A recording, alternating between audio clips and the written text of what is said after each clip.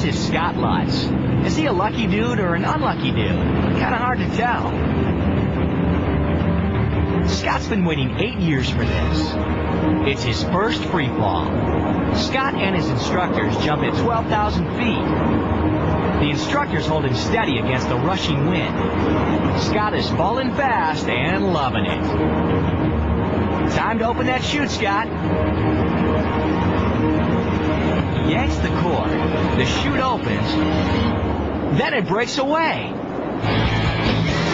Yeah, that's right.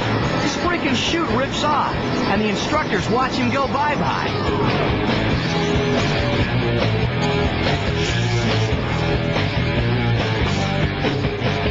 They train you for all kind of different types of chutes. They can be tangled, there can be problems where they're half deployed, and I remember thinking when that happened, I don't think they ever trained me about what would happen if your whole chute disappeared. Scott plunges to the ground at 125 miles an hour. There's only 1,000 feet between Scott and Splat. I deployed the chute opened, and I looked up, and the chute was full and round, which is a good sign. But the next second, the chute was disappearing. I was going further and further away from it. Thought, I'm going to die.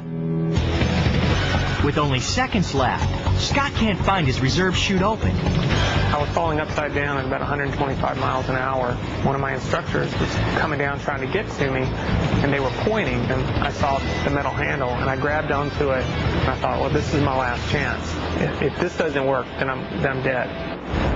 His reserve chute finally opens. It looks like he's lucked out. Now all Scott has to do is float gently back to Earth.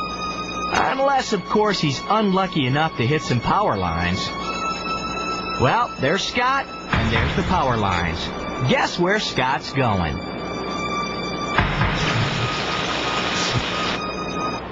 Now that's unlucky.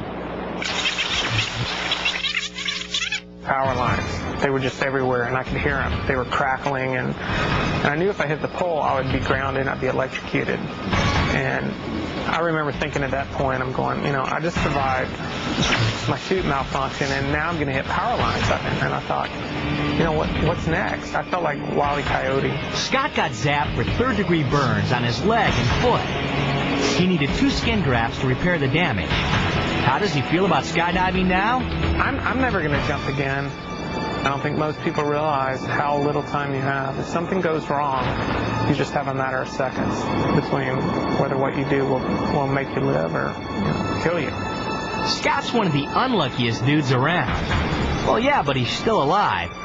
So I guess that makes him an extremely lucky dude.